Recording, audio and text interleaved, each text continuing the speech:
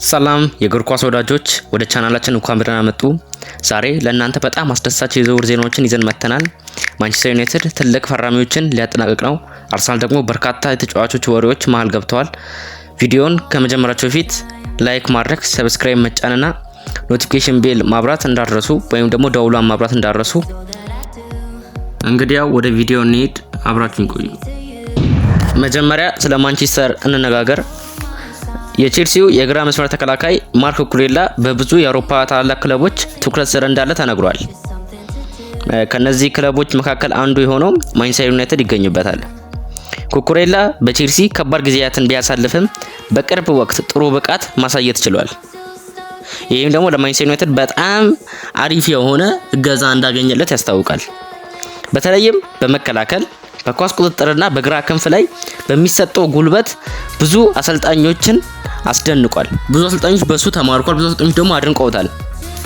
ማንቸስተር በዚህ ቦታ ተጨማሪ ጥራት እየፈለገ ስለሆነ የዝውውር እውን ሊሆን ይችላል ብለን እናስባለን። ምክንያቱም ማንቸስተር ዩናይትድ የተከላካይ ክፍሉ አሪፍ ነው፣ በጣም የተጠናከረ ነው። እነ ማርቲኔዝ እንዲሁም ሌሎችም ደግሞ ያሉበት የሚገርም ስኳድ ቲም ነው። ግን ኩኩሬላ ሲጨምርበት ደግሞ የባሲያን ስኳድ ይጨምራል የሚል ሐሳብ ያለን። ሌላው ደግሞ ትልቅ ዜና ማርከስ ራሽፎርድን ይመለከታል። ባየር ሙኒክ እንግሊዛዊውን አጥቂ ለማስፈረም ፍላጎት እንዳለው ተዘግቧል። ይሁን እንጂ ችግሩ በደሞዝ ላይ ነው። ራሽፎርድ በሳምንት 325,000 ፓውንድ የሚያገኝ ሲሆን ባየርን ይህን መጠን ለማክፈል ፈቃደኛ አይመስልም። ከዚህም በላይ በጀርመኑ ክለብ ውስጥ ቋሚ ተሰላፊ እንደሚሆን እርግጠኛ አይደለም። ይህንንም ስንል ራሽፎርድ ወደ ባየር ሙኒክ ይመጣል የሚሉ አንዳንድ ወሬዎች መጥተዋል። ራሽፎርድ ግን ወደ ሙኒክ ከመጣ ቤስት የመሆኑ ነገር በጣም ያጠራጥራል። ምክንያቱም ደግሞ ባየር ሙኒክ ማንም ታስቀምጠው ኦሊሴ አለ፣ ሃሪ ኬን አለ፣ እንዲሁ በግራ ሉዊስ ዲያዝ አለ። እንግዲህ ሉዊስ ዲያዝ ነው የሚቀመጠው ወይስ ደግሞ ኦሊሴ ነው የሚቀመጠው? ይሄ እጅግ አገራጋሪ ይሆናል። ራሽፎርድ በኦልድ ትራፎርድ ይቀጥላል ወይስ አዲስ ፈተና ይጋፈጣል ስንል ደግሞ ለእናንተ ጥያቄ ጨረንላችኋል። መልሳችሁን ኮሜንት ላይ አሳውቁኝ። ሌላው ደግሞ የማንቸስተር ደጋፊዎችን የሚያስደስት ዜና እንመልከት። አሁን ግን ላይክ ያርጉ እንዳረሱ። ሳንድሮ ቶናሊ ከማንቸስተር ዩናይትድ ጋር ስሙ እየተያያዘ ይገኛል። ቶናሊ የአውሮፓ ምርጥ የመሃል ሜዳ ተጫዋች መካከል የሚቆጠር ሲሆን ዩናይትድ የመሃል ሜዳውን ለማጠናከር ትልቅ እርምጃ ሊወስድ ይችላል። ይህ ዝውውር ከተፈጸመ የዩናይትድ መሃል ክፍል ፈጽሞ ሊያደረጃ ሊደርስ ይችላል። እንግዲህ አስቡት፣ የመሃል ሜዳ ቶናሊ ወደ ማንቸስተር ሊመጣ ነው እየተባለ ነው። ይህንን ዘገባ የዘገበው ማንቸስተር ዩናይትድ ኒውስ ነው። ማንቸስተር ዩናይትድ ትራንስፈር ኒውስ እንደውም ዘገባውን ሲያካትልም ብሩኖ ፈርናንዴዝን የሚያገዝ ጥሩ ነጣቂ አጥቂ ነው ያለው። እንዲሁም ደግሞ ኤደርሰን ወደ ማንቸስተር ዩናይትድ የሚያደርገው ዝውውር እጅግ ተቃርቧል። ከአታላንታ ጋር የተደረገው ስምምነት ተጠናቋል ተብሏል። በተጨማሪ ክፍያዎች የዝውውር ዋጋ ወደ 38.8 ሚሊዮን ፓውንድ ይደርሳል ተብሏል። ተጫዋቹም የ4 ዓመት ውል ተቀብሏል። የቀረው የሕክምና ምርመራና ሰነድ ማጠናቀቅ ብቻ ነው። ይህ ዝውውር ከተፈጸመ ዩናይትድ በመሃል ሜዳ ትልቅ ኃይል ያገኛል ተብሏል። እንግዲህ የማንቸስተር ዩናይትድ የመሃሉ ክፍል ምን ያህል እየተጠናከረ እንደሚመጣ አስቡት። የቀጣይ ዓመቱንም ሲዘን ማንቸስተር ዩናይትድ ምን ያህል ኃያልና ምን ያህል ገናና እንደሚሆን ለእናንተ የሚያንጠራጥር አይደለም። ወደ ሌላኛው ደግሞ ዘገባ ስናልፍ ሰብስክራይብ እያደረጋችሁ አርሰናልን ይመለከታል። ብዙ ደጋፊዎችን ያስገረመው ዜና ገብርኤል ማርቲኔሊን ይመለከታል። አርሰናል ተጫዋቾቹን በዚህ ክረምት ሊሸጥ እንደሚችል ሪፖርቶች ወጥተዋል፣ እየወጡም ነው። ባየር ሙኒክ እና አትሌቲኮ ማድሪድ ፍላጎት እንዳላቸው ተነግሯል።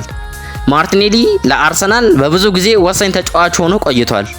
እርሱን መሸጥ ትክክለኛ ውሳኔ ይሁን አይሁን የሚለውም ደግሞ ጥያቄ ጭሯል። አሁን እንመለስ። የአርሰናል የክንፍ ተጫዋቾቹን እንይ። አርሰናል በዚህ ዓመት 2 ወሳኝ ተጫዋቾችን ይገዛል ተብሏል። አንዱ ሮጀርስ ነው። እንግዲህ ሮጀርስ ከመጣ ማርቲኔሊ የመሰለፍ አቅሙ እጅግ ደካማ እንደሚሆን ይናገራል። አሁን እዚህ ጋር ሌላ ጥያቄ ይጭራል። ሌላ ደግሞ ሐሳብም ደግሞ በክለቦቹና እንዲሁም ደግሞ በማርቲኔሊ በተጫዋቹ በኩል አንድ ጥያቄ ይጭራል። አሁን ማርቲኔሊ በጣም ይሮጣል፣ በጣም ይገፋል። እሱን የሚተካ ተጫዋች ደግሞ ያስፈልጋል። የሮጀርስ ጉዳይ እንደውም አሁን ዘገባ ከሆነ ወደ ማድሪድ ይሄዳል እየተባለም ነው። መጣችሁልኝ። ስለዚህ አሁን ግን ማርቲኔሊ ይወጣል አይወጣም? ማርቲኔሊ ደግሞ ሁለት ክለቦች ፈልገውታል፣ ሙኒክ እና አትሌቲኮ ማድሪድ። እንግዲህ ወዴት እንደሚሄድ ምርጫውን የምናየው ይሆናል። ወይ ደግሞ አርሰናል ይቆያል የሚሆን አንድ ላይ የምናየው ይሆናል። በሌላ በኩል ደግሞ ወደዚሁ አርሰናል ዜና ጋር ሳንወጣ ራፋኤል ሊዮ ወደ ፕሪሚየር ሊግ መምጣት እንደሚፈልግ ተዘግቧል። ራፋኤል ሊዮ ከጠቀሳቸው ክለቦች መካከል ማንቸስተር ዩናይትድ እና አርሰናል ይገኛሉ። ሚላን ተጫዋቹን በ55 ሚሊዮን ዩሮ አካባቢ ሊሸጥ እንደሚችል ተነግሯል። ሊዮ ፍጥነት፣ ድሪብል እና ግብ ማስቆጠር የሚችል ተጫዋች በመሆኑ ለሁለቱም ክለቦች ትልቅ ጥቅም ሊያመጣ ይችላል። በመጨረሻም የሪካርዶ ካላፊዮሪ ጉዳይ አለ። ሆዜ ሞሪኖ ተከላካዩ ወደ ሪያል ማድሪድ እንዲሄድ እንደሚፈልግ ወሬዎች ወጥተዋል። ካላፊዮሪ በዚህ ዓመት በጣም ጥሩ አቅም አሳይቷል። ነገር ግን አርሰናል እርሱን ለመልቀቅ ፍላጎት እንዳለው የሚያሳይ ነገር አይታይም። እናንተ ምን ትላላችሁ? ራሽፎርድ ወደ ባየር ሙኒክ መሄድ አለበት? ቶናሊና ኤደርሰን ለዩናይትድ ጥሩ ፈራሚ ይሆናሉ? ማርቲኔሊስ መቆየት አለበት ወይስ መሸጥ? ራፋኤል ሊዮስ ወደ አርሰናል ቢመጣ ምን ያህል ይጠቅማል? አስተያየታችሁን ከታች በኮሜንት ጻፉልኝ። ቪዲዮውን ከወዳችሁ ላይክ እና ሰብስክራይብ ማድረግ አትርሱ። እስከ መነጋኝ ድረስ ሰላም ብያለሁ።